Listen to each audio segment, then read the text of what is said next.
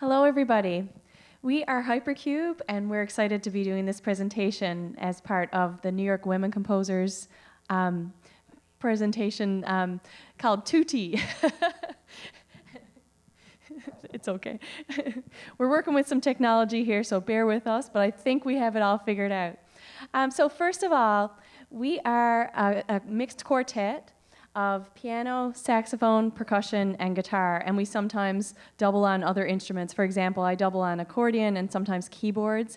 Aaron plays 4 saxophones and sometimes even 5. Chris plays a wide array of percussion instruments, and has been asked to do many different things. And Jay plays acoustic and electric guitar and has played banjo, right, as part of HYPERCUBE.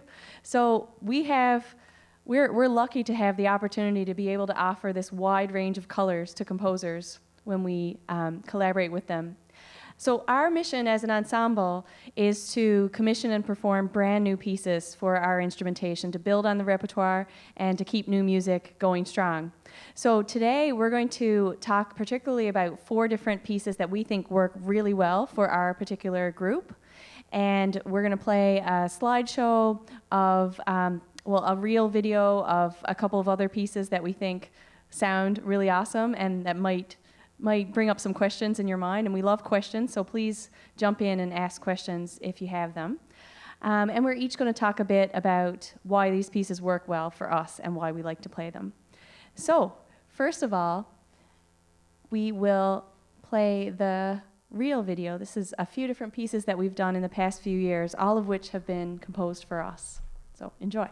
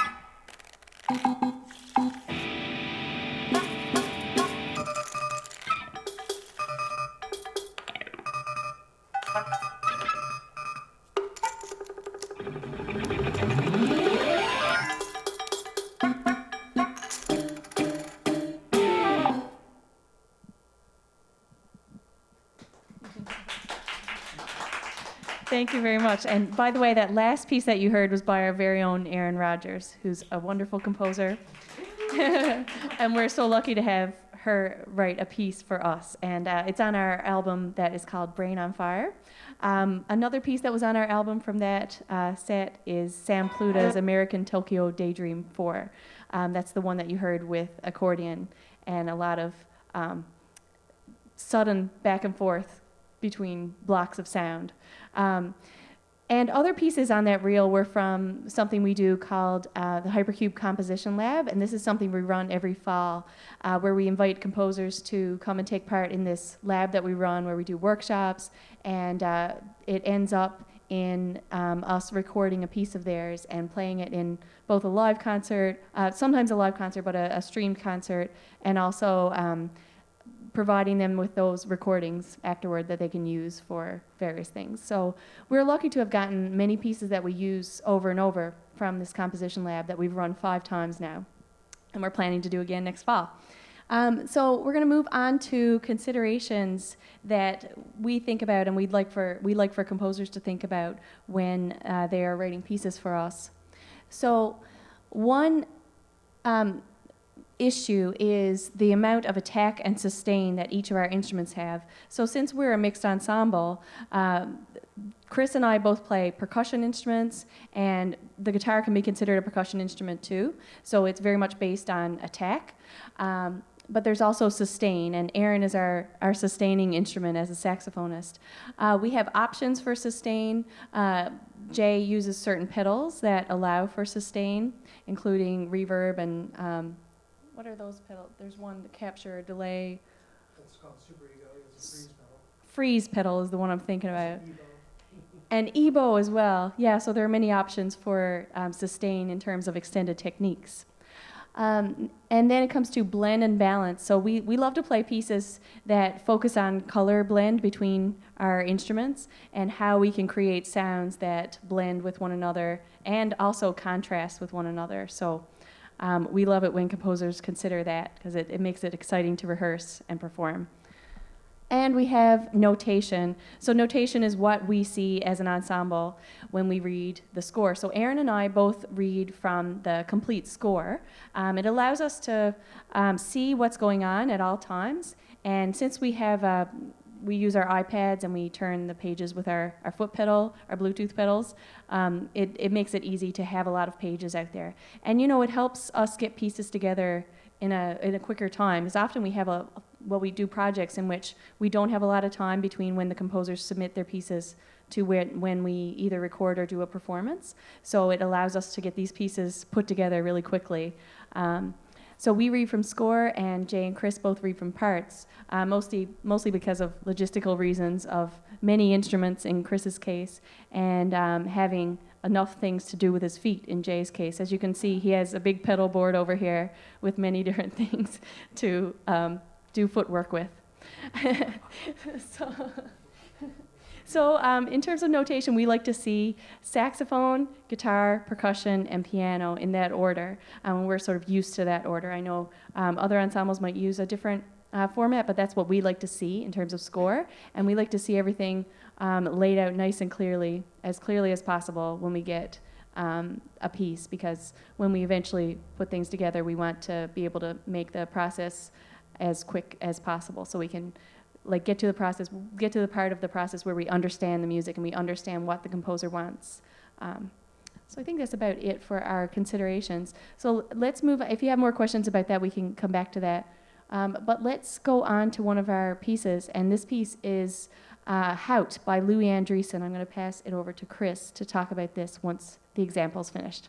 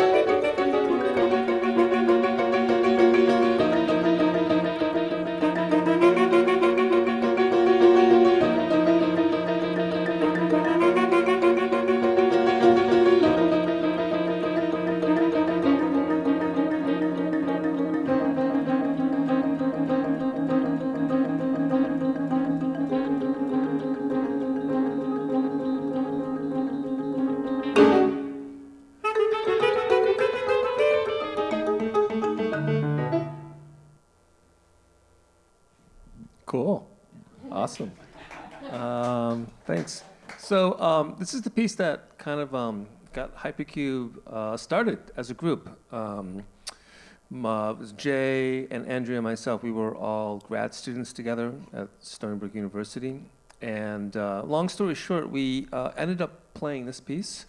I think it's maybe, I'm not sure if it's the first or it's maybe the first major piece that's written for this instrumentation. But for HYPERCUBE, it's kind of the piece that got us all together as a quartet.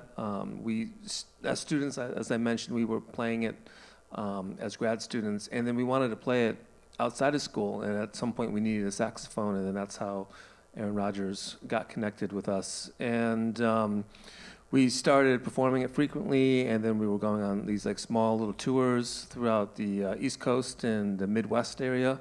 And this was kind of like our showcase piece along with another piece.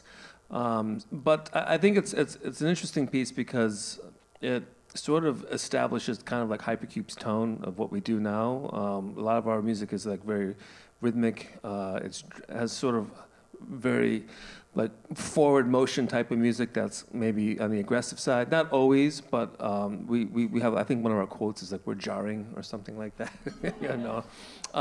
Not that this piece is jarring, but it's got that sort of rhythmic intensity to it. The concept behind it is that we're all playing the same melodic pattern. It's just shifted by 1/16 note. So the saxophone starts on the downbeat. The percussion, who's playing marimba, that part is starts on the E of the beat. Guitar is on the and of the beat, and then the piano enters on the last partial, which is the of the beat. And it's pretty much like that throughout the entire piece. And there's really no spot that really repeats specifically. Where we ended this particular little audio excerpt is the only spot where there's a little bit of repetition. But after that, it's pretty much non-stop, just reading all the way from the beginning to the very, very end of the piece. And so that's another thing I think too that sort of is like unique to HYPERCUBE, and it may be somewhat influenced by this piece. Is like a lot of the music that we play, there's not a lot of repetition all the time, but there's usually like a lot happening from beginning to the end of the piece. We don't really necessarily play music that's very often, not that we don't like to, that has a lot of sort of repetition built into it. Sometimes we do, but often a lot of the music we play, there's a lot of like textural and gestural variation going on from the very beginning to the very end. So like I said earlier, this piece really sort of established us as a group, and it's one of the very first pieces from like a established composition catalog or composer that started writing for this group. And obviously like the electric guitar and the combination of the piano and the saxophone and percussion, we're all like fairly loud instruments. You know, it's not like maybe not that the violin or the cello, for example, can't be loud. There's just a certain amount of projection that you can get from this ensemble, and I think that's probably like heard in a piece like this. One little side note about it is that I think does hout mean wood? Is that right? Or like the grain in wood? So it has like the marimba in it, which has wooden bars. I guess maybe because the piano has like a wooden structure to it, and then maybe the guitar also, like the wooden body most of the time. Because you can play it on classical guitar too, right? It doesn't necessarily have to be electric. I guess electric is preferred. Yeah, but and then maybe the wooden reed. But one thing that's kind of quirky about the piece is it ends with these like little wood blocks at the very, very end, or tempo blocks, anything that's like a high-pitched wood percussion instrument. So you're playing all these notes, and all of a sudden you get to the end, it's like boop, boop. No, it's kind of quirky in that regard. But yeah, it's a lot of fun. We haven't played it in a while. When was the last time we played this piece? It's been a little while. Yeah, we. This is our recording.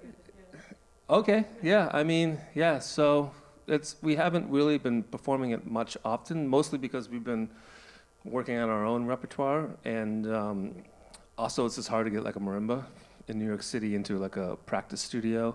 I'll talk about it in a little bit, but as you see here, we have like the vibraphone, and this is kind of like the main mallet instrument for HYPERCUBE. Not that we don't use marimba, it's just a little bit more difficult from a logistical standpoint. Yeah, it's one of our favorites. It's one of the first pieces that we started performing often, and it's really the piece that got this instrumentation I think, like, brought to the forefront to people's attention. So we've gotten a lot of mileage out of it. Hope you like that little recording. Anything else? Any questions? You guys want to move on to the next thing? Cool.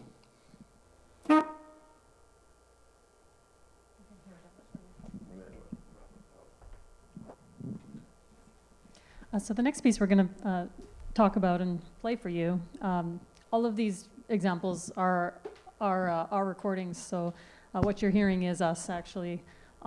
This piece is called In This Empty Echo by Farzia Fallah, who's a member of the Iranian Women Composers Association, IFCA, and Farzia wrote this for us in 2019 when we collaborated with them, with the whole group, and we were really drawn to this piece for a number of reasons, and I think the title is very fitting. We'll play a little excerpt and then I'll talk about the piece a little bit.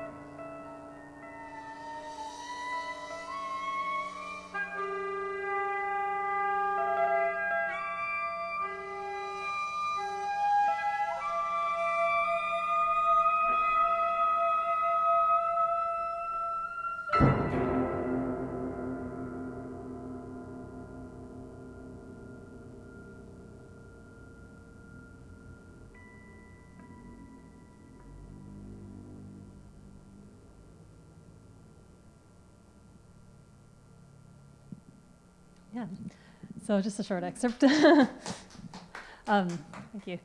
Yeah, so as you can see, or maybe, I don't know how blurry it is there on the screen, but from the score follower, you can see it's for soprano saxophone, electric guitar, and actually in this recording, I believe Jay's playing a combination of electric guitar and acoustic, or is it just the electric version?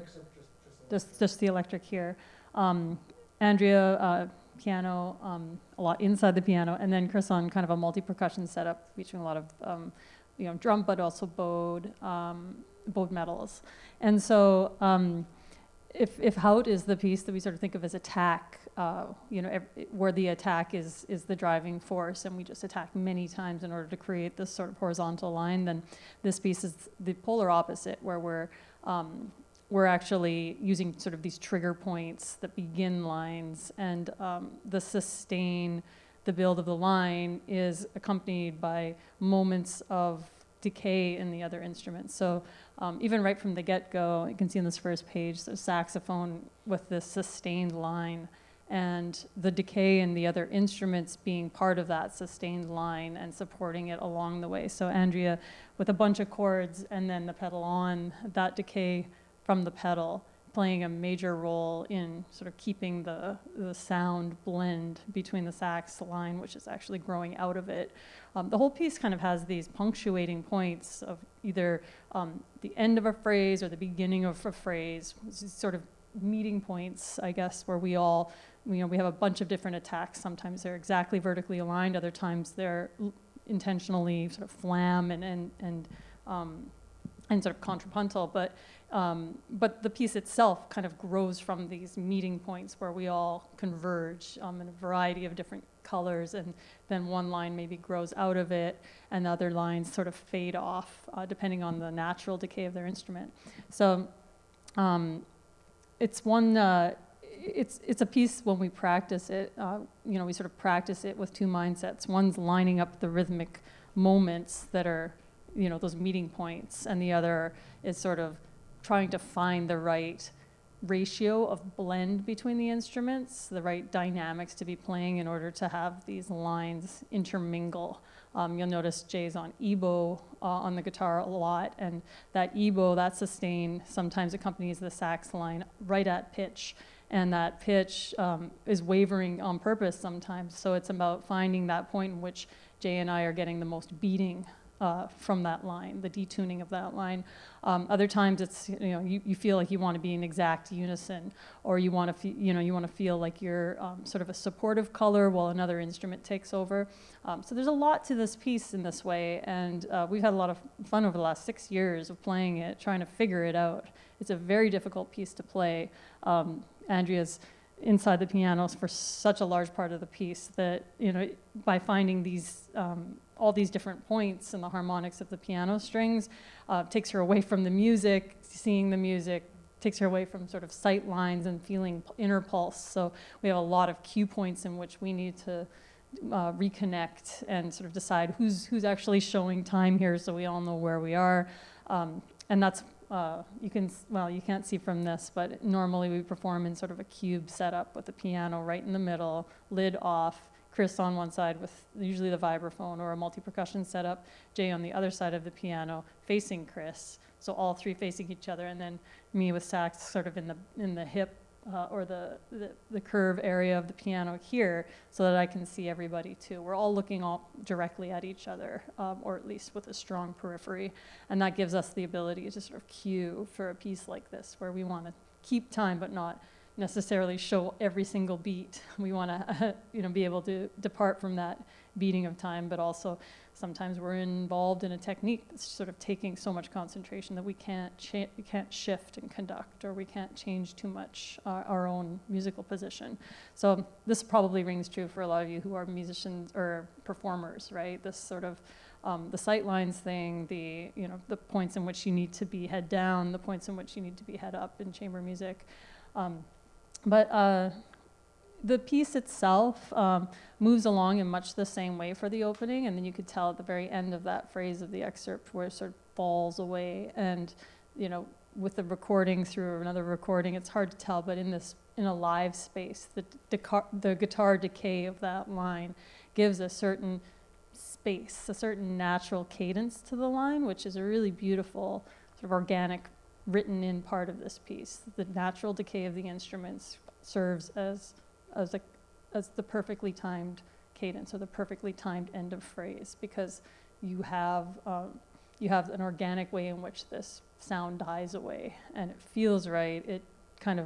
It's the durational limit of the piece. It's creating the phrases of the piece within it. So that's one thing we really like about the piece. There's also, there's a lot to it, and we're currently in the process of recording it.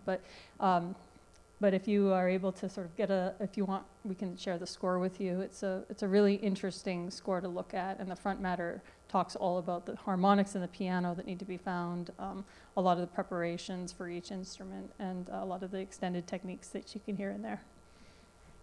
Any questions about Farzia Fala in this empty echo?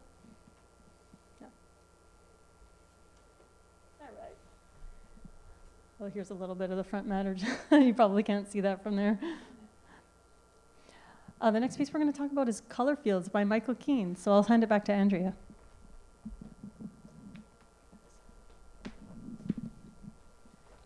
So this is another piece that was composed early on in the process of our ensemble becoming a group of chamber music instruments. It was composed in 2006 for Flexible Music, which used to be a group out of New York that our friend Dan Lapel, who recently subbed with us when Jay was doing an electric guitar concerto, he was part of that group. So he was used to already playing with this ensemble when he joined us for a project. So from 2006, that's a few years before we started. We actually started in 2014, so it's 10 years this year for us. So we really love this piece, and this is one of the pieces that already existed in the canon that we chose to play, and we played a lot early on. So we'll play a little excerpt of this, and then we'll talk a bit about it.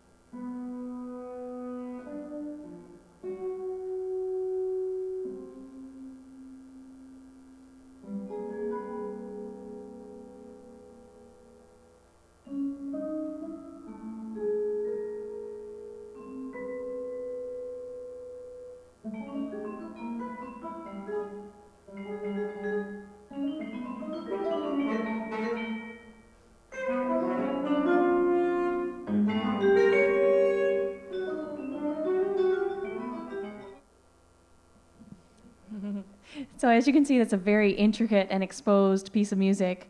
We really it was challenging for us early on when we were getting to know each other's playing to put that together, because as you could see even from that excerpt, the tempo changes were sort of frequent, and when the tempo would change, we would have to be in rhythmic unison and exactly together in the new tempos. So whether they were just slightly faster or slightly slower, and I don't think they were metric modulations in this piece. I think they were just piumoso, and we would see the exact tempo markings, and we knew that he was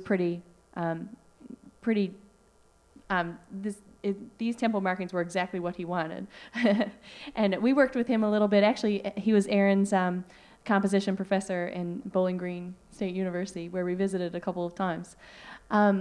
So things about this piece, I mentioned color blending before, and as you can tell from the recording, there's a lot of different color combinations, how the different instruments blend with one another, and each instrument takes a line at a certain time in the music, and you blend with another different instrument. And sometimes there are these trills going on or tremolos that happen, and you can't really tell which instrument they're coming from. And I think Michael does a good job of making that happen and making it just be a beautiful blanket of sound with whatever combination he chooses at the time. And he keeps it interesting by changing it up. One other thing I wanted to talk about with this piece is the way that Michael scores the parts. And what I mean by that is he made 4 different parts for each player to follow if they're not following the score that you could see. And in each part were a system of cues. So you would see your own line, and then you would see up above one of the other players' lines, and it would change. but it was the line that you needed to hear at that particular point in time, which I think worked really well for us because we could see and hear the part that stood out within the ensemble, and we didn't need to be reading from the score to know that. This is also a piece that really we realized benefited from us being in our HYPERCUBE setup, which is the close setup that Aaron was talking about earlier. In our earlier touring days, we hadn't discovered the cube setup.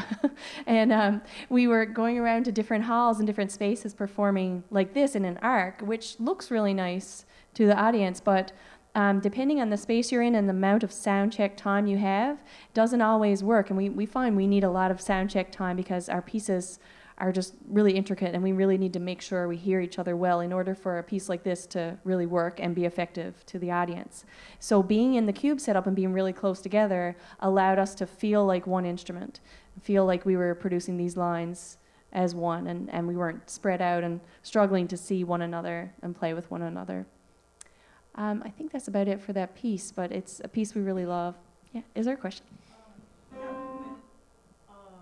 the tempo changes, did you find that one of you took the lead or conducted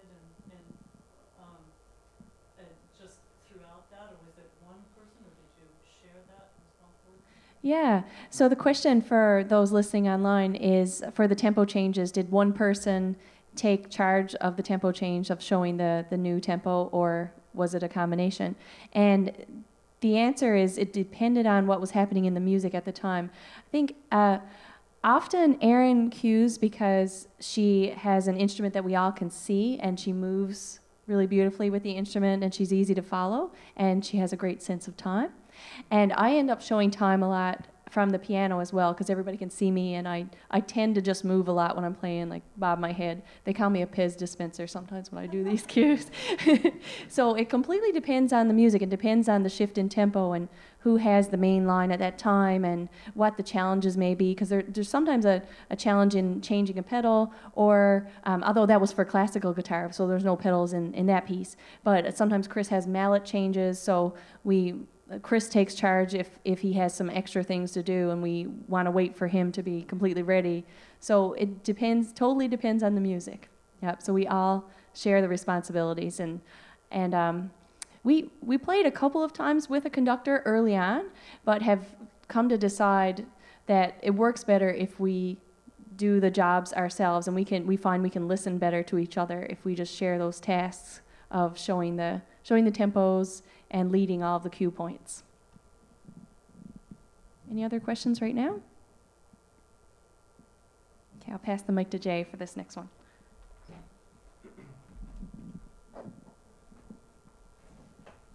So the next piece is They Solidify Then Tilt by Nicholas Deo. Just a couple of things before we listen to it. The first one is this maybe not the only time that a guitarist composer has written for HYPERCUBE, but it was certainly, I think, probably the first time. And so Nick is a friend of ours and an excellent guitarist himself. And often non-guitarist composers that are writing for our ensemble, the instrument that is the most mysterious and riddled with little pitfalls and idiosyncrasies is definitely the guitar. So to have somebody who knows the instrument intimately like that, to write an electric guitar piece with nuance was really nice, and he wrote a fantastic piece. It's also on our album, Brain on Fire. And then the other thing to note, and you'll see it, is this piece includes Andrea on accordion, which is a really interesting instrumentation that blends really nicely with saxophone. So reed instruments that cover like interesting overlap of territory. So maybe we should listen to it.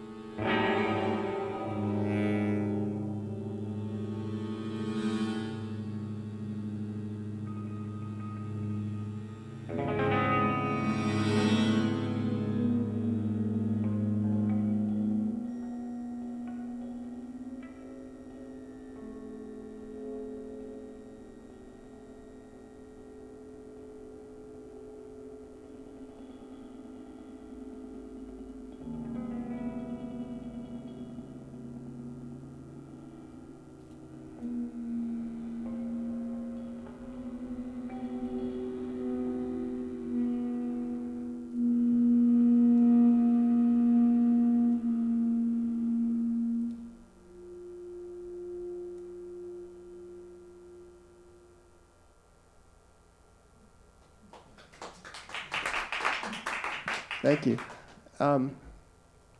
So just a couple of things to point out about what you just heard. Obviously, one of the things that Nick is really playing around with here is microtones. You'll notice, in particular in the guitar part and in the saxophone part, but also with the accordion, which can do some pitch bending. You see a lot of quarter tone notations and sort of gradual. If you sort of look at the little line above the guitar line, you see these arrows, and you're constantly moving between the quarter tones. And so what Nick is really taking advantage of the whammy bar, this metal arm that controls the bridge on the electric guitar, so you can fine tune and dip and raise slightly all of the strings at once. One of the interesting things about the whammy bar and just the physics of how strings work is if you push down on the whammy bar, everything will go down, but depending on the string, it'll go down a different amount. So you end up getting like these really complex array of microtones. You start off with one chord, and then it kind of becomes a different, a subtly different microtonal spectrum when you alter it. And that blends really, really nicely with everything else that's going on. It's a piece that really, you sort of don't know what's doing what.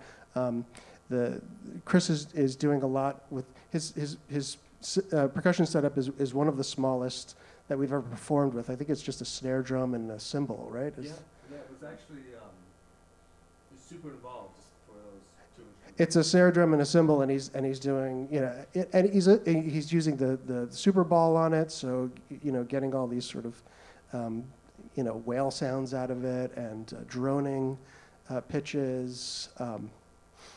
It's a really delicate and nuanced, sort of subtle piece. Another thing that Nick is doing quite a lot here is, and this is a very guitarist thing to do, but he's really taking advantage of the open strings of the guitar. So you have your four fingers of the left hand that are playing the frets of the guitar, and if you want to get these, so one thing that a guitar does not do well is a cluster chord. It's a super easy thing to do on a piano. You just sort of mash a bunch of notes. But on guitar, because of the way that the strings are tuned, it's really hard to get a cluster. And because you only have four fingers, you're kind of limited to how you can reach around the instrument. So if you use an open string and then play on another string, a semitone away, and then sort of do that across multiple open strings, you can get these sort of cluster chords. And if you sort of look through, and he's using these 6-note chords throughout the piece, and they're all sort of variations on that idea. And it's something that as a guitarist, you can tell it was written by a guitarist in a way, because it's like, oh, that works perfectly. And it's a really good way to get, whenever you see like just a stack of thirds or seconds in a score, you're like, well, okay, I don't know, this composer's obviously never held a guitar, because there's no way to reach two semitones at the same time. I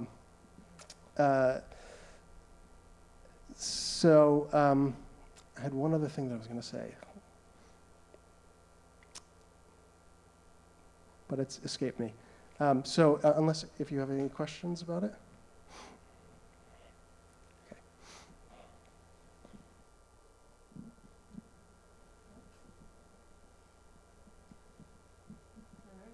Yeah.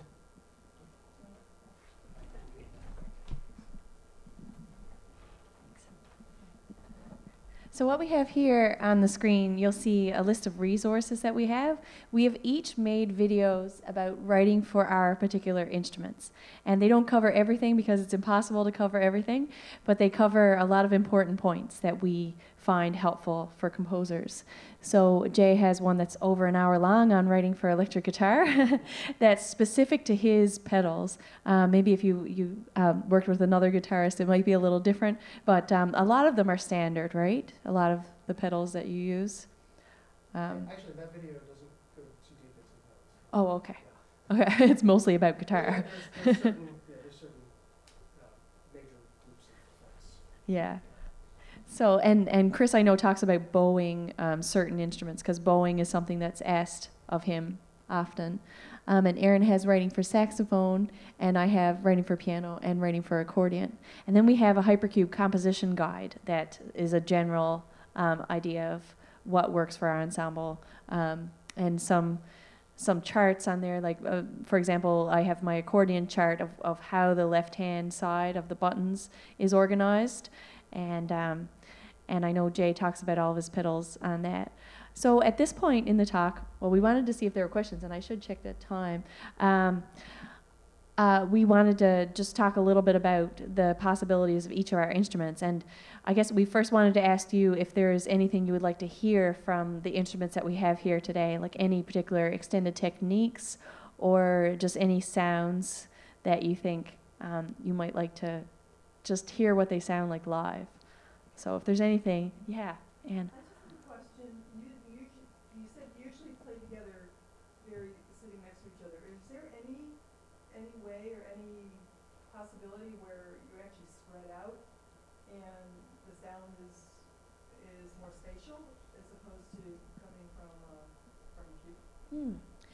Anne is asking about possibilities of where pieces involve spatial sound, and I think that's something we haven't done as much as a group, because we have the piano and the percussion that are very tied to one place, and often our pieces are on programs that have that are pretty varied, so we have to find a place that works for each of the pieces. But that's an interesting idea of doing things spatially. Yeah, I don't think, I'm trying to rack my brain over the past 10 years that there's something that we've done spatially, but I don't think so. Accordion, we usually horseshoe or Yeah, and then Charles piece. right. Yeah, so with accordion, we usually are in a horseshoe or in what we call battle stations. I don't, that's definitely not a technical term, but it's when we have two on one side and two on the other side and we look right at each other. You can maybe show them the video of Charles' piece. I mean, that has a little bit of moving around. It's not, you're thinking Yeah. spatial, like people in opposite corners of the room, Yeah. kind of like Zanaka style, or, yeah, we haven't really done Yeah. anything quite like that. So, but the piece Chris is mentioning is a piece by Charles Rudig. That is it was a new piece for us that we actually performed here at Scholes Street Studio last fall. And it was a piece from our last composition lab that we really love, and we played probably 10 times since.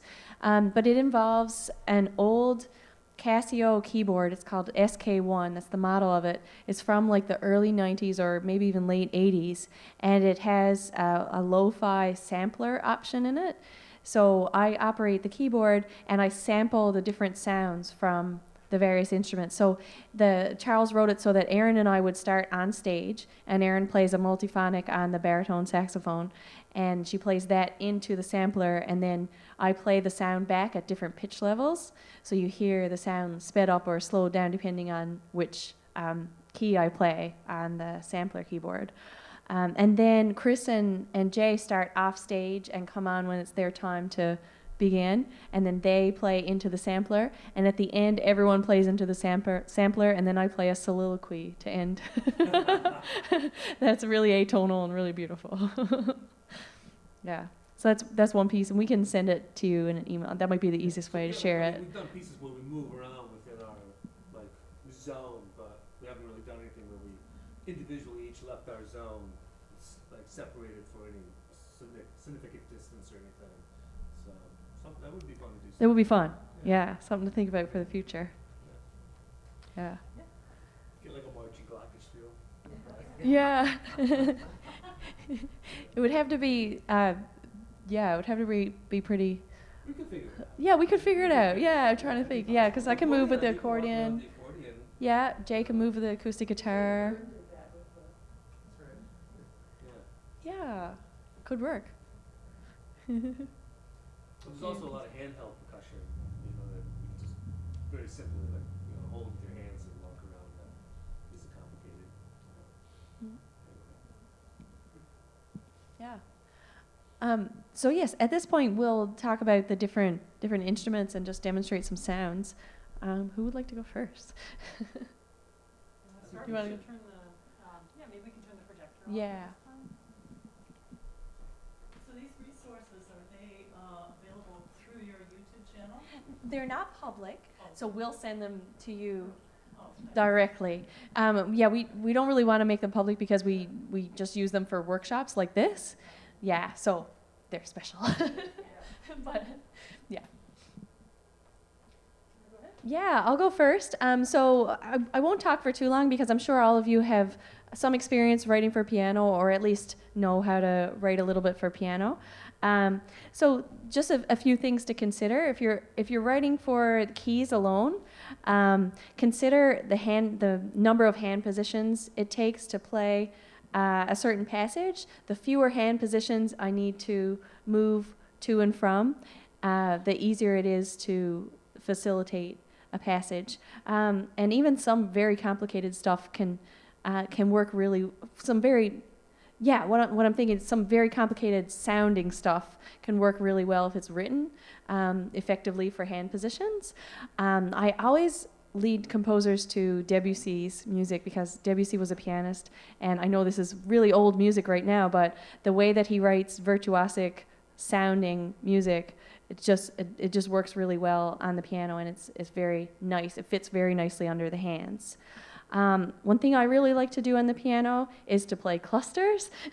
So you can have clusters with your arm, with your hands. You can have black key and white key clusters, and they get a different sound. The black key clusters will obviously give you a pentatonic type of sound. I also like to play on the strings sometimes, and when composers are writing for playing inside the piano for extended techniques, we always make sure composers know like what are the limitations for the pianos that they're writing for. Often it's not okay to use implements inside the piano like medals and John Cage style, you know. So sometimes at particular universities or venues there's a piano designated for that type of playing. But usually I'm allowed to use my hands inside the piano to create different sounds, which actually allows for a wide range of possibilities. So we have, if you press on the pedal, and you heard this in one of the pieces, the piece by Dennis Sullivan in our reel video, along with a hit on the bass drum, I played a big hit on the low bass strings of the piano. So that's one of my favorites too. It's just a big resonant sound. Other things you can do on the piano is you can pluck the strings with the nail or with the fingertip. So the nail was the first one, gives it a brighter kind of sound, and then the fingertip is a softer type of sound. The barring on the piano is different when you go from model to model, so I always get composers to consider that there might have to be changes made in the octaves that these techniques are going to be played in, because sometimes you can reach a string in one octave on one piano and you can't reach it on another. So plucking the strings is one, strumming the strings is another. And a technique that composer George Crumb uses that I really enjoy is silently depressing the keys and then holding them with the sostenuto pedal and then strumming them inside the piano after that. So the sostenuto pedal can come in handy. It offers a pretty wide range of possibilities there too with the sostenuto pedal. But that is only an option on baby grand and grand piano, so that's a thing to think about. So in terms of plucking and strumming the strings, that can happen with your fingers. You could also use a guitar pick. I've been asked to use a guitar pick fairly often, and sometimes a credit card. So I strum the strings. You can strum in different parts of the piano as well. If you strum between the pins and where the dampers are, you might not be able to hear this that well. Let me play it with, I'll play it with my nail. You get kind of an unpitched but twinkly percussive sound there. I've been also asked to play on these pins. So it's a tiny sound like that. Excuse me. You can also dampen the string, so I'll do a couple of those sounds. I have fall allergies. I mean spring allergies, whatever season it is. Dampening the string can sound really cool. And you could damper to different strengths. So if you just lightly depress the string, you get a lot of pitch, but just a little bit of dampening. But if you really press hard, you get mostly percussion.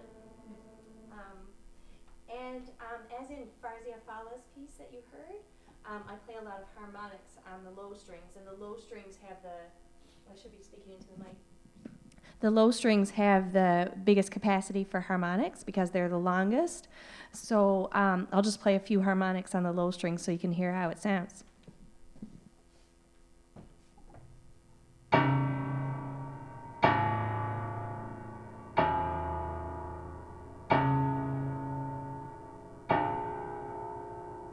So that's just on the lowest string, but you can...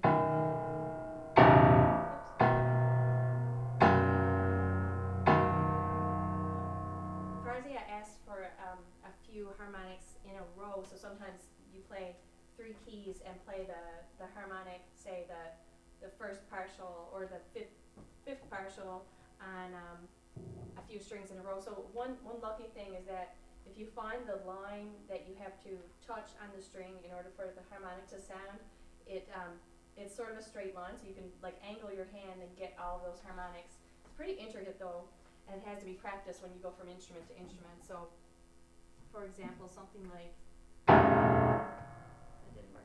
It's better. That's nicer. So I just angled my hand sort of like this, and played the keys at the same time. And what you do for harmonics is you immediately lift your hand as touching the strings from the string after the note is played, so that the harmonic can then ring, and so it's not a dampened sound. Is there anything that you would like to hear from the piano that I haven't played? Sarah. I have a question. Have you guys ever done like amplified sound inside the piano? Like if you were like strumming the pins, right? Or if you had to play the pins and it could be amplified, that's going to change the quality of the sound and how it's heard? Yeah, absolutely. So Sarah asked if we play with amplification, and we do. Some pieces that have been written for us are for amplified piano. I'm thinking about a big piece that was written for us by Eric Wubbles, and it was written for all amplified instruments, right, in quadraphonic sound. So that was a factor for sure. Yes, it would make a big difference if these sounds were amplified, but it also makes a big difference if they're played with even a credit card, like something hard plastic. You can hear it much better. So I don't think I've had to play with amplification to amplify these particular sounds, but to get a better balance for the group and to get a certain kind of sound, we've been asked to play with amplification. But yeah, that's a great idea for these very delicate sounds. To have amplification really makes a difference. Oh, I forgot, I have a super ball here, super ball mallet that Aaron brought to me, and and this is usually used on percussion instruments, but sometimes composers ask me to use it on the piano. So one thing that really works is moving this along one of the bars on the piano. So if I press, oh, that's kind of good, but let me try this one.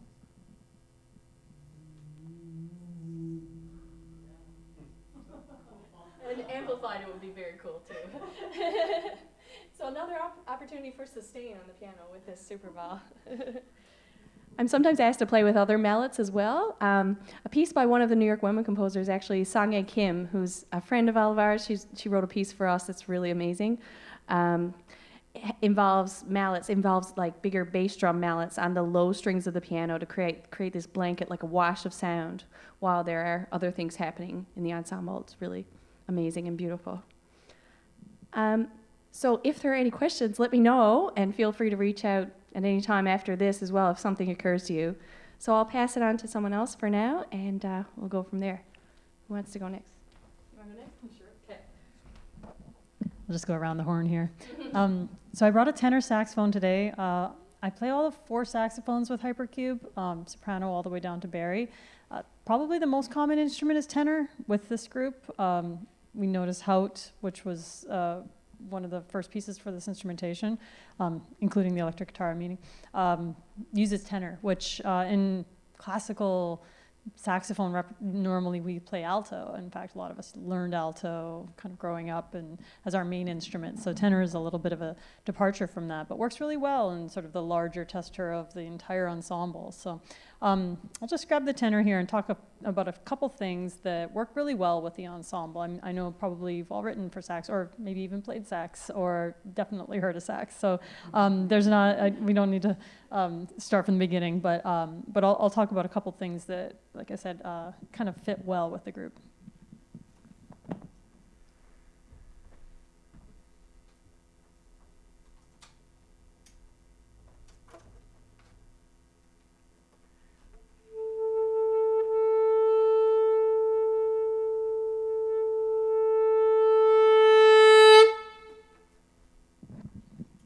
All right, the reed works. So that's, sustaining a note for a long period of time, no big deal. The saxophone has a very, very strong dynamic range, right? We can play very, very soft and very, very loud. And so in a chamber ensemble, that works really well if I need to be sort of blending at different dynamic levels, right? It can sit underneath as a pedal tone with the rest of the ensemble, and at times kind of do like these dynamic envelopes or phasing to come in and out. The long tone can be decorated in various ways.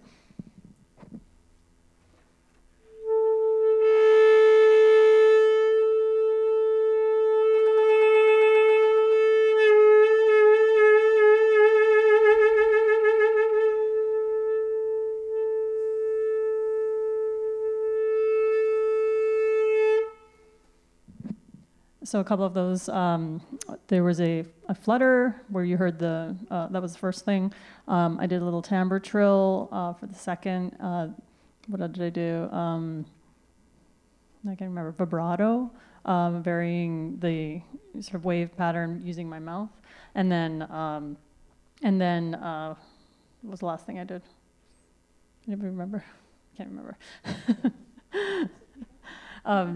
Anyway, those are a few ways of sort of like creating gradient or to change the line, thickening the line, and again with the blending of that within the rest of the ensemble, you can take a line and gradually change it with all those techniques, or you can sort of stay stable and then suddenly change in a quick transition. The range of the saxophone, of course, varies from all 4 horns, but the soprano and tenor are B-flat instruments, the alto and bari are E-flat instruments. This tenor goes down to a low A-flat 2 concert pitch, and that's the lowest sort of sounding pitch I can make. And one of the nice things to do on that pitch is to sort of hold a low pedal tone. So I'll just do that for a second.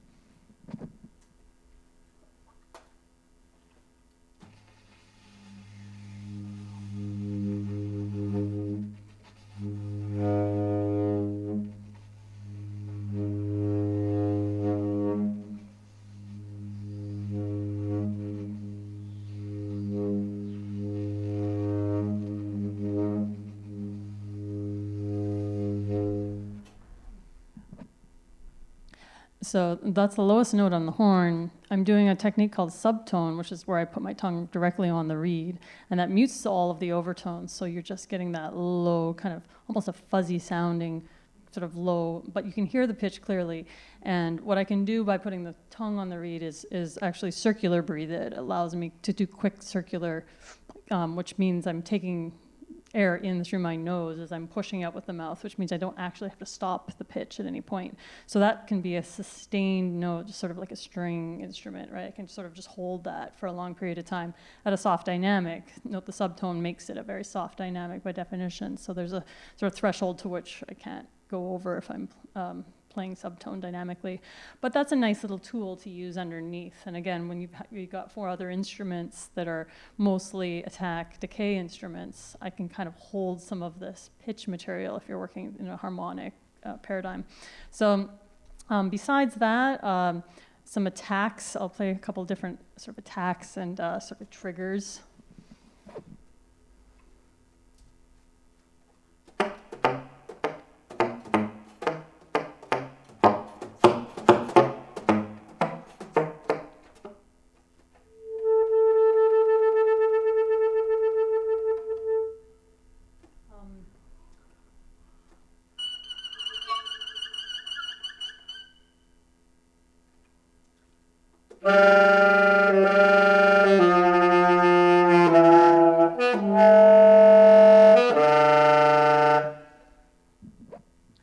So 4 things there. Let's see if I can remember them this time. But I started with a slap tongue, which is either a pitched or an unpitched slap. And by unpitched, we mean sort of a relatively pitched attack. That's very percussive and has a different quality than a regular tongued note.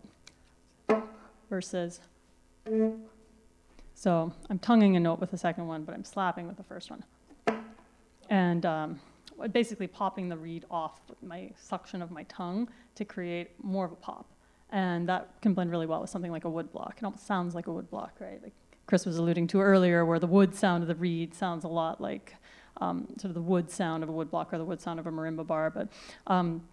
But yeah, that can be a really great trigger point. So right as Chris hits sort of a high tom or I can slap, and it can be all part of the same sort of meeting point, same attack with the ensemble, and then from there, we are off to the races. But slaps can happen across the entire range of the horn. They're pretty effective in the low range. They're just bigger, and we get to the unpitched slap, which is what they call an open mouth slap, where I'm pitching, I'm slapping, but I'm opening my mouth, and the pitch is lost because I'm no longer sort of focusing in to get the actual pitch going through the horn. That's one technique that's often used. Just regular tonguing was the second thing I did, which is sort of a maxes out at about 4/16 per quarter at like 120 to 140. Different players, it depends on, and it depends on the range of the horn, it depends on a number of things, the length of the passage. But you don't want to, single tonguing on any wind instrument, saxophonists are usually kind of in line with clarinetists and flutists in that way. We double tongue sometimes, but that's a skill that sort of comes and goes depending on how you're keeping up your tongue. It's not as common as it is with brass instruments. What else did I do? I remember what I did. I did an air sound with a sustain before. Air sounds are a big part of saxophone playing, as are multiphonics, which is another thing that I played, which is playing more than one pitch by using a certain combination of the fingers that sort of break the single pitch into sort of this, polyphonic, convergence. So multiphonics, there's books about multiphonics. There's a lot of different ways to write multiphonics. If you're working with a player, talk to them about the multiphonics that work for them. That's sort of the key. And using those in an ensemble setting can, again, thicken the number of pitches you can get. And it can also be a nice blend with some of the chords in the piano, the chords in the guitar. It can come in and out of multiphonics. Sometimes you can start with a single pitch and move to a multiphonic.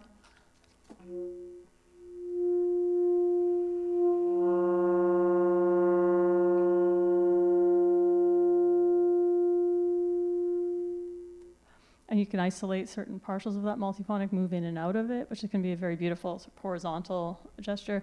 Yeah, that's a good start for saxophone. Any questions about the sax right offhand? Anything you've been dying to know all these years? Did you ever play without the mouthpiece? Yes, yeah. So without the mouthpiece, there becomes a sort of a percussion instrument. So just try. There's some things that work especially well without the mouthpiece. One is a tongue ram. So you can hear there's a little bit of pitch there. There's la trombo, which is basically like I'm playing like a trumpet. Let me get my trumpet lips going here.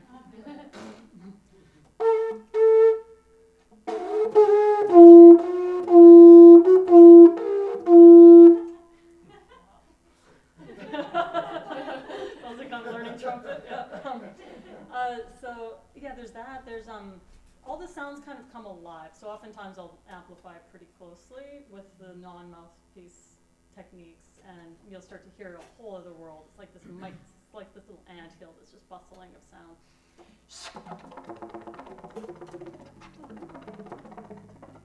So now that I don't have a mouthpiece, I can double tongue very, very quickly, almost like a flutist. Tick, tick, tick, tick. And I can, well, at the same time, at about the same volume, play with the key clicks, which have their own world of pitch, you know, that is related to, you know, the combinations I'm playing there, plus you actually start to hear this venting of the air and the sound coming through different parts of the sax, and it moves around as you open and close the keys. And oftentimes I'll put like a mic in the bell, and it'll catch these sounds and just kind of blow them up like a microscope. So no mouthpiece is a really fun way to, you know, explore that whole underworld or underbelly. Any other thoughts? I'm so glad you asked about that. That's like my favorite thing. Yeah, there's also a lot of sounds. I'm just going to do this. There's some sounds you can make vocally, especially without mouthpiece, but with mouthpiece too.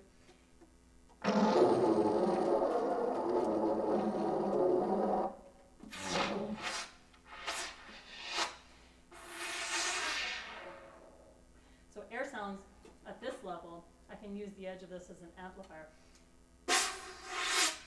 and get quite a loud kind of high frequency white noise sound, but I can play it through the horn and create different sounds of air. And gestural sort of envelopes with air and white noise. And again, if this is amplified, it can be a really, really dramatic sort of exponential curve on some of these envelopes, and that can play really, really well with some big, you know, gestures of the other instruments. So that's another, air sounds are a big part of all wind players doing sort of contemporary music, and it's a world we explore as well. So. And just one more, like, how do you notate that? Is it just with words or descriptions? Yeah, there's various ways. You know, air sounds often, I'll see like a square note head. It's either completely filled in or like half and half, meaning, you know, half air, half pitch. Sorry. Yeah, it'll be like a square note head, either completely filled in or half filled in with half air, half pitch. Sometimes you'll see almost like if you imagine if you've ever notated overpressure for strings, you can do the same type of thing with air and saxophone, where it's sort of like we're gradually adding this sort of thick bar that, you know, builds into like looks like a crescendo above the staff almost. And then if it's thick and solid air, you might have this like continuous horizontal line above the staff for that whole time. You can also just say something like, yeah, air sounds, all air, you know, oftentimes take it away, maybe use just one staff line to, you know, when you're playing in that range, and have it be a little bit less, unless you really wanted on specific keyholes, and that you'd still use the regular staff line. But you can say that and then just have a, like from here till here, this is air, and then you go back to an ord kind of thing. There's a lot of different ways, and I'd be happy to share some different ways to do it. But if you're writing a piece that's just air sounds and you want to explore a lot of different things, think of how you might, you know, just try something, get something down on the page, and then send it to saxophonists and see what they think. Yeah, good questions. I'm going to pass it over to Jay here. Talk a little bit.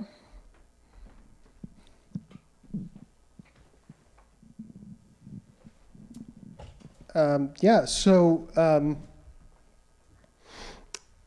I guess, you know, one thing that we talked about a little bit earlier was EBow. Probably you're all familiar with this, but just to sort of show you, a lot of times people will use this on piano as well. Although it was invented for guitar and it works really well on guitar. And basically it's a electromagnet that creates a magnetic field. So it actually doesn't touch the string, but it gets it to vibrate like a violin bow or something. And it's one of the most straightforward ways to get endless sustain on a note. I'll just demonstrate it here. All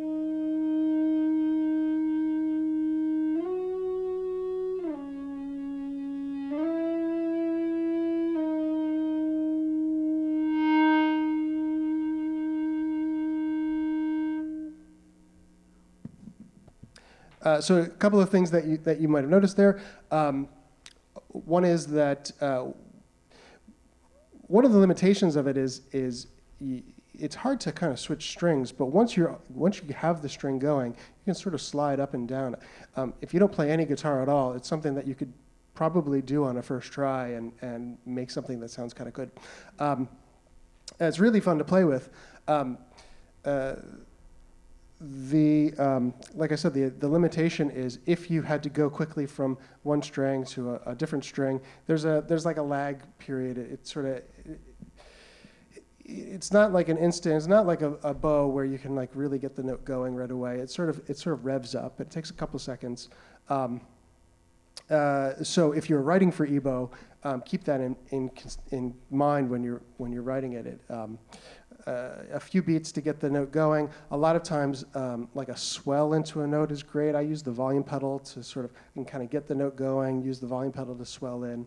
You can get like these really nice sort of seamless entrances, which is more or less what it sounds like naturally. But if you have the sort of the comfort of a niente swell with the EBow material, it makes it a little easier to sort of hide if it takes 2 beats to sneak in, or if it takes 4 beats to sneak in, then you can kind of play with that with the volume pedal.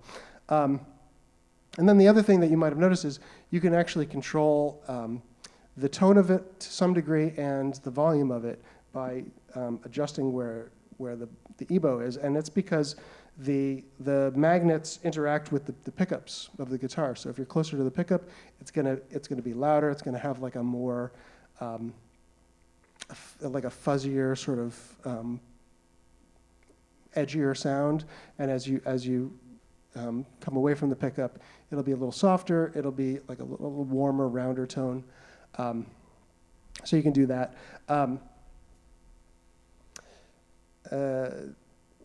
So yeah, it's a fun thing. Speaking of pedals, I should probably just talk a little bit about the pedal board.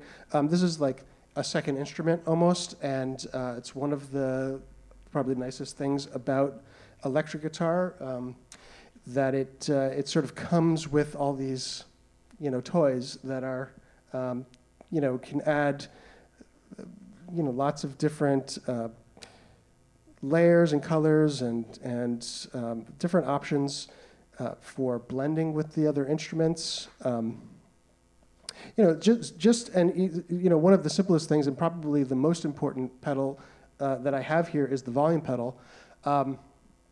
You can control the volume with your hand like any other instrument, but the dynamic range of the hand is pretty limited, and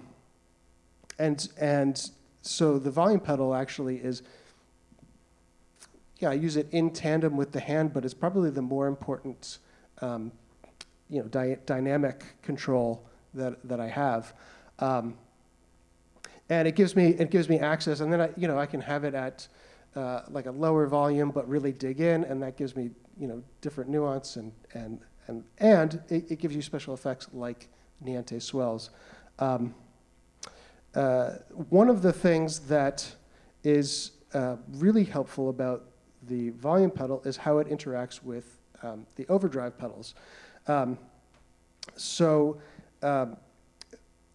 Overdrive, distortion, it's known by many names. Fuzz is sort of in that same category. They're all, this sort of dirty, fuzzy sound.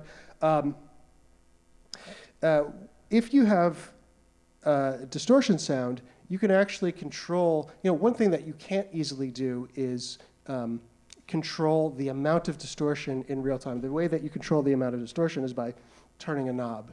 And so while you're playing, you can't actually like lean over and turn the knob.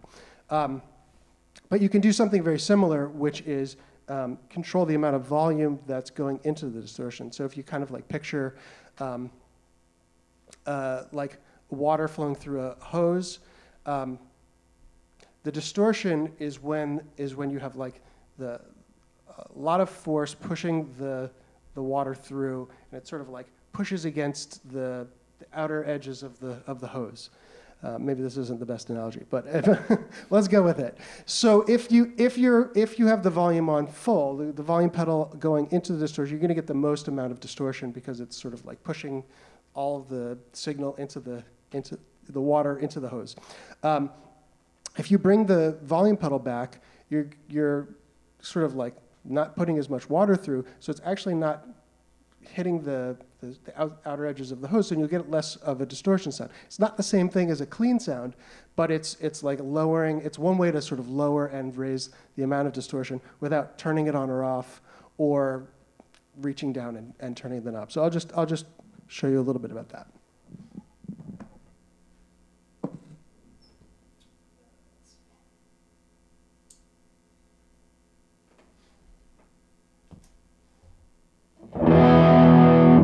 So this is with the volume pedal all the way down. If I come back a little bit and also play lighter, pretty clean.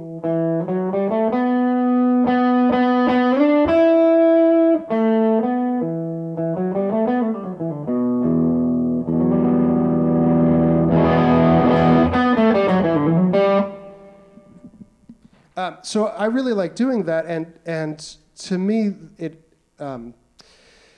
it's the closest analog to what like a string player would do. So if you picture like a cellist, as they play louder, they're not actually. It's not just a volume difference, but it's a difference in the timbre, and it's a difference in the sort of the grittiness of the tone. So if you're like really digging into a string instrument, you're getting like this extra grit. So that's the way I think about distortion. It works very well at that amount of distortion. As you get into like, that's sort of, I guess I would call that medium distortion. If you get into like really heavy distortion, you're sort of starting at a higher point. So the ability to clean up is sort of within a range. Here it's good. I can get basically completely clean to medium distortion. If you're at the highest level of distortion, your lowest level of, with the volume all the way off, is going to be probably maybe where that starts. So you kind of have a window of usable amounts. But that amount of distortion you get the effect, and you get the dynamic range, and then you get the timbral range of distortions. So that's really how I like to use distortion. So if you're thinking of like the signal path, I go from the guitar into the volume pedal, into the distortion pedals. It's sort of 1, 2, 3, and you could do the volume pedal after the distortion, but that'll be much less musical, in my opinion. That it sounds a lot more like just changing the volume. You won't get any difference in character or timbre. From there, I go through a variety of effects, and I won't necessarily go through all of them, but a couple of ones that I think work really well in this group is one of the simplest but most effective effects is reverb. And I actually think, some instruments, including the piano with the sustain pedal down, they have this kind of built-in reverb. And so when if there's music that has this sort of like, you're sort of swimming in the reverberant space, the piano holding those chords, and then the guitar with a sort of a really lush reverb on, it kind of marries the sounds together, and it kind of pulls the whole ensemble. Like really, it becomes like one kind of sound world. And then also percussion. The same thing with with a vibraphone with the pedal down, or like a large gong or tam tam. It sort of almost has a built-in reverb sound. So I'll just demonstrate a sound that I think works really well with that.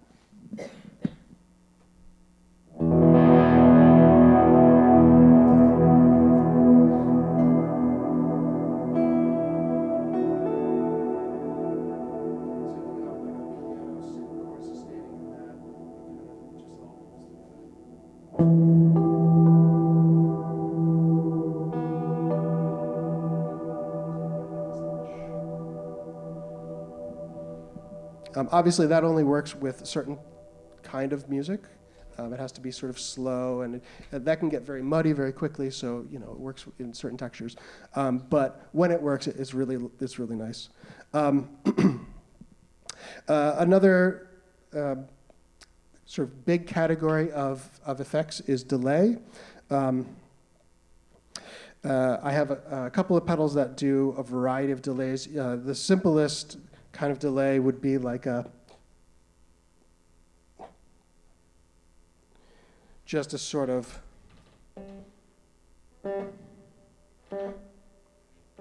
like playback of the sound, and so you can be rhythmic, and you can play with that.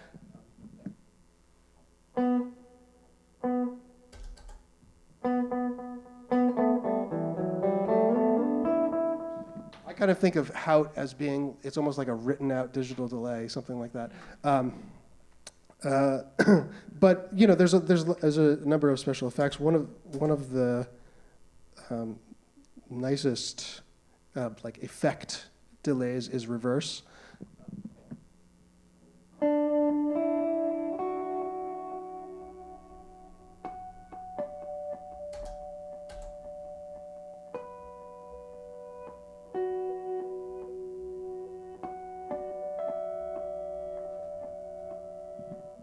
It just gives you like this great like whoosh, and it's the little snip at the end. It's just playing the sound backwards. So there's a number of different ways that you can manipulate the delay to get different effects.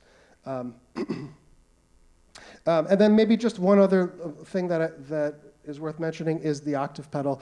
You end up using this quite a lot. You have the option of going up, down the octave, including the original sounding pitch or not. It's set up right here to have down the octave and the sounding pitch, and it just adds this really great low end.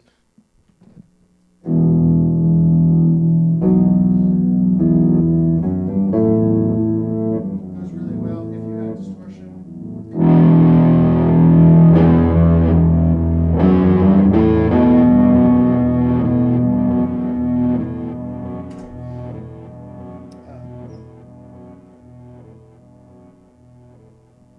And then alternatively, you can go up the octave.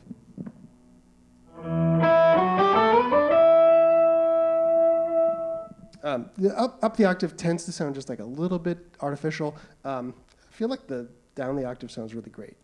I like it a lot. Just one general thing I would mention about pedals, and they're not hard to use, as you can see. You just turn them on and off. But when you're, it's kind of like playing inside the piano. When you're playing complicated music and you're trying to maintain sight lines, every time you turn something on and off, you have to look down at your foot. You're looking away from your music. You're looking away from the rest of the group. It takes longer.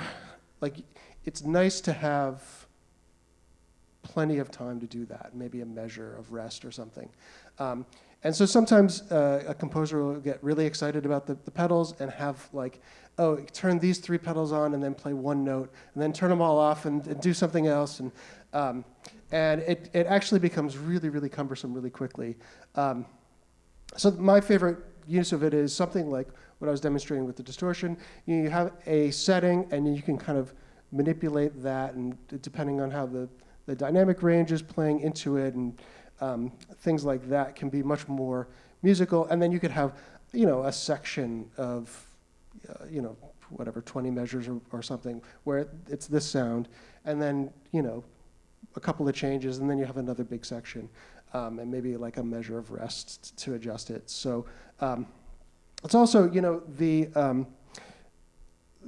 there's like a hidden logistics to it. So it's like, okay, just go from distortion to a delay, but without distortion. Well, that's actually that's not just changing one thing. It's turning one thing off, turning the other thing on. Oftentimes there's a dynamic change, so it's like you have to adjust the volume pedal. So there's actually, the hidden in, I just want this section with distortion, I just want that section clean. Okay, but that actually is multiple different operations. So anyway, so as with most things, if you can kind of like put yourself into the player's mind and like think about what actually has to happen, less is more. It can get like kind of overwhelming pretty quickly. So, any questions? Okay, I'll turn it over to Chris.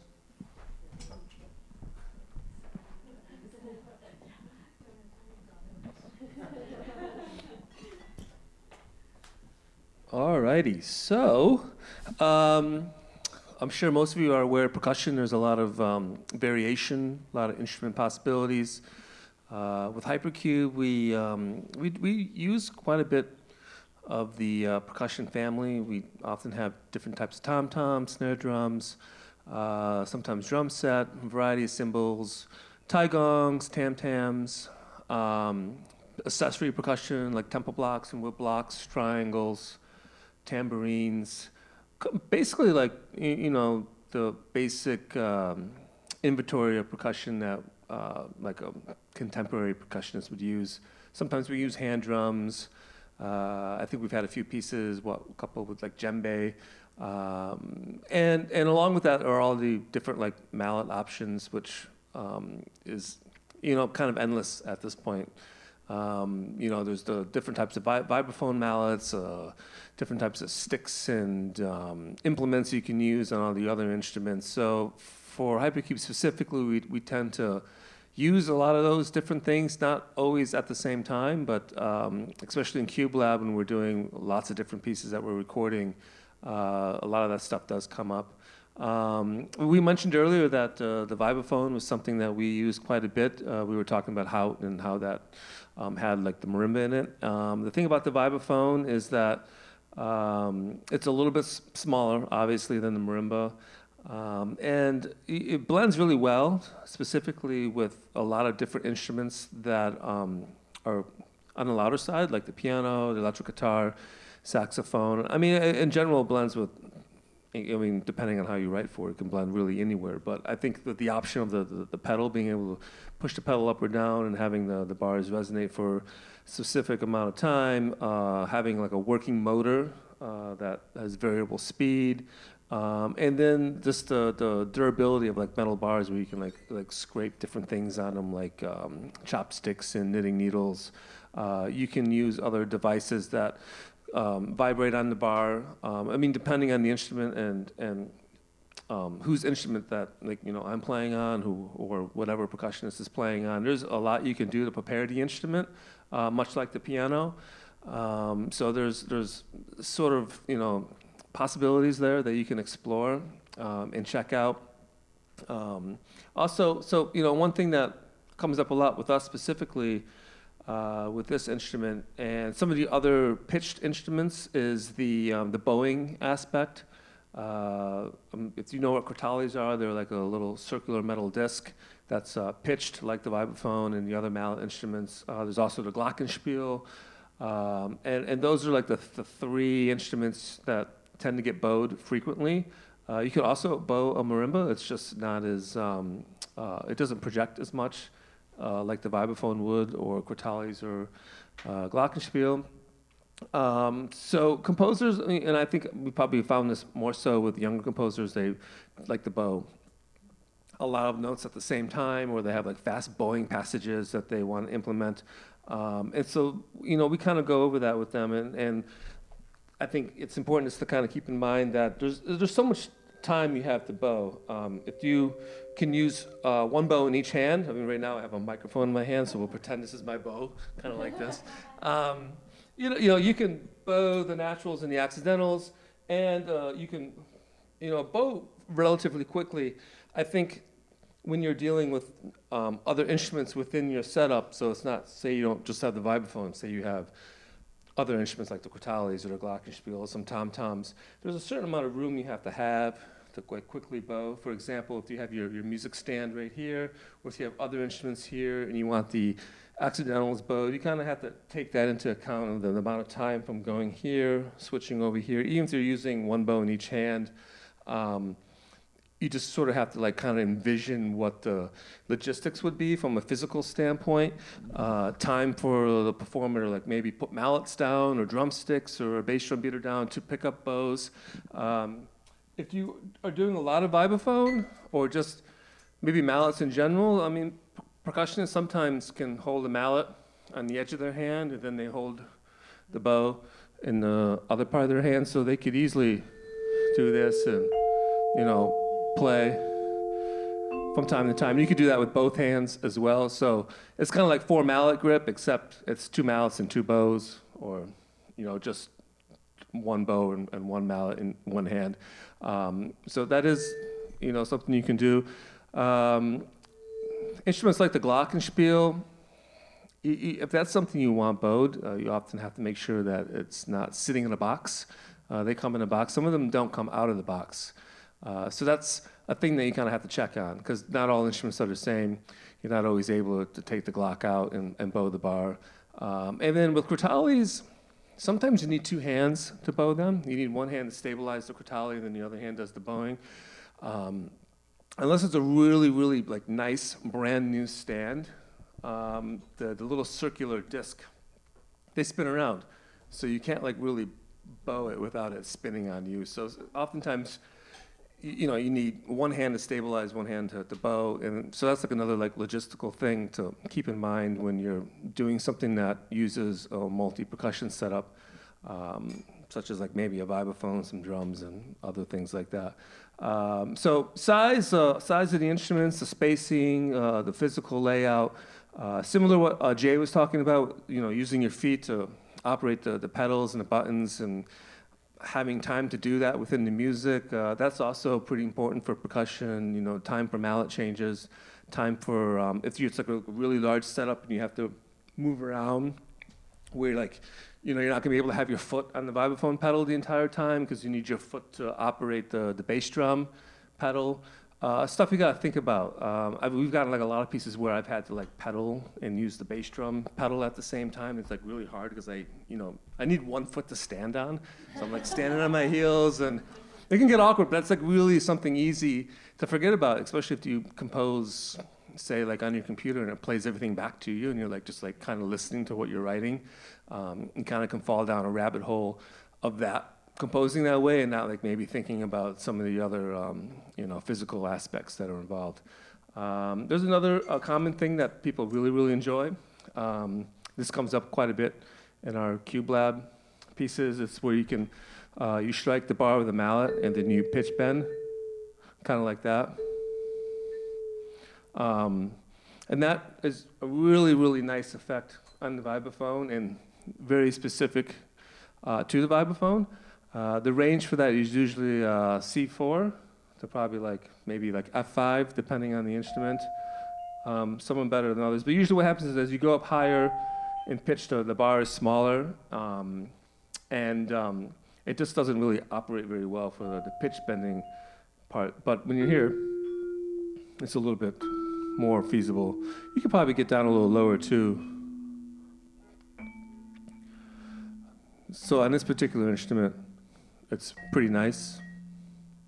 But not all vibraphones are like that. Some of them really only have like a specific range. It's usually like C4 to C5 that they work nicely in. This is a really nice instrument, so that's probably why it works all right. You know? I play it very gently.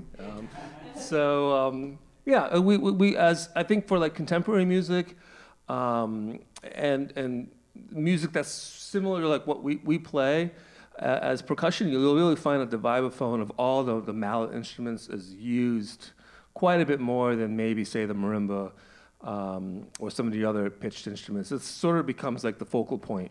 And another reason for that too, like I said, because it is smaller, has the pedal, has the motor, you can prepare the bars, you can scrape things on it depending on whose instrument it is and who wants to do what. You can add a lot of other instruments around it, right? You can, like I was talking about the drums, various percussion instruments, you have like a rack and you can suspend things. So it fits really nicer within the larger context of more instruments for the performer. And so I think that's one other reason why it gets used primarily a lot more. And also one reason why HYPERCUBE uses a lot. I mean, it blends with the piano, partly because like the whole pedaling thing I think works really well. And it's just, there's just like I guess it's kind of like the less is more thing we were mentioning before. It takes up less space, but you can get a lot more options out of it. So it's pretty effective. I mean, there's also, if you really want to like maybe explore writing for percussion, there's a good book by Sam Solomon called Writing for Percussion. And it goes through a lot of the 20th century repertoire, starting back in the 40s, 30s, through the 60s and 70s, and 80s, when there were like a lot of pieces being written for like percussion ensemble and chamber music with percussion in it. So it's a great book to check out and read. And there's also like videos on YouTube that go along with the chapters now. So you can check that out and see a lot of different things with like how you would dampen a snare drum, how you would dampen a tom-tom, maybe different ways of bowing a cymbal, different types of cymbals. And then the other thing with percussion is it's always expanding in terms of like what you can get for equipment. There's a lot more like cymbal options and like little gadgetry options now than there were even like 20 years ago. There's like constantly like new products like coming out that you could like check out. So I always, encourage composers to check things out and then maybe buy those instruments and like send them to me to play on. So we actually have. Did we mention Eric Wobbles? We did. Which piece? So we have this other piece by Eric Wobbles, and that piece is completely based on the pitch set of a China cymbal that the composer Eric Wobbles got. Like he just purchased one from like Steve Weiss, which is this major percussion company that just sells all forms of percussion brands and equipment. And he picked out the pitches that he liked on the cymbal, and he marked them with like a little sticky note. And then those pitches became the pitches that the piece is sort of evolves around. So I don't think I've ever played a piece where the composer like picked the pitches out of a cymbal, a China cymbal to be specific, and then he wrote the piece based around those. I think it was like 4 or 5 pitches. So it was cool because then I got a free China cymbal. And then I had to get another one because I can only use that China cymbal for that piece. So it's an excuse to get a couple more for other stuff. He also, for that piece too, purchased, he didn't purchase, but he spotted these basically brand new, were called anvils. And anvils are basic percussion instruments that people have been using in orchestra for a really, really long time. But it wasn't just until too long ago that they started manufacturing the specific pitches. And then the pitches, each anvil has like 4 pitches, one on each end, and then one where the node would be. So it's pretty cool. So he wrote for those 2 anvils, different sets of pitches, and then the China cymbal. So I always think like a good example of maybe somebody like branching out, reaching out, looking to see what's out there from like a product standpoint, exploring and thinking about it a little bit, and then writing a really cool piece that features it and works with it. So yeah, that's percussion in a nutshell. Any questions? Well, we have some beer in the back. For those online, you can drink with us. Yeah. So who hand it back to maybe Aaron? Here, thanks.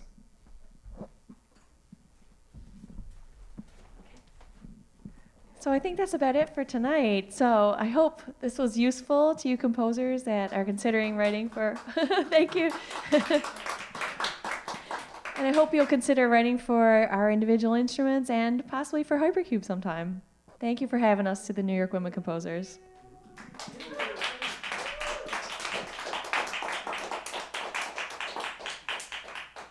you say more about the workshop in the fall? Yeah, so our workshop in the fall is the HYPERCUBE Composition Lab, and this fall is going to be our 6th time running it. We usually announce it in August, and we send out emails. We do social media blasts to announce that it's happening. And we invite composers from basically all walks of life. We've had very established composers, and we've had composers that are in high school that just want to learn more about writing for instruments and about writing for a chamber ensemble. And each time we offer the lab, we do different workshops. For example, last time we had a guest composer, Mara Gibson, in to talk about her music and talk about her processes. And before that, we had a group that does, they're called BKT Education. And how would you describe what they do? they talk a lot about career development, things like that, and how to promote yourself as a composer. So that was useful to many different composers.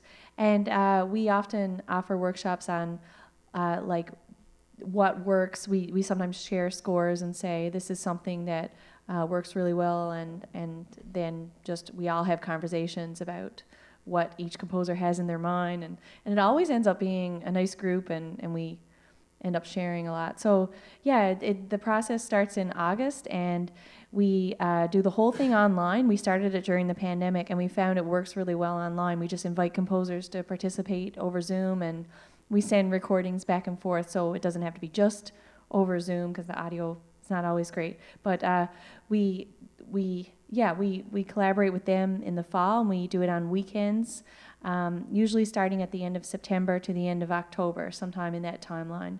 We're still working out the details for this fall, but we'll let you know as soon as We possible. also have all the videos of the Cube Labs on our YouTube page. Yeah. All the stream concerts that we did, they're still up on our YouTube page, so you can go check it out and see all the pieces. Yeah, check them out. So they're on our HYPERCUBE YouTube page, HYPERCUBE Ensemble. And yeah, we have all of the concerts that we've done. They're all up there. So you could check out all the different pieces that have been composed during Cube Lab. And it's a really wide range of different kinds of pieces and different styles. Yeah. It's a really fun thing for us, actually. We really love it. And we love getting to know new composers' voices and getting to work with them. Yeah. All right. Thanks, everyone.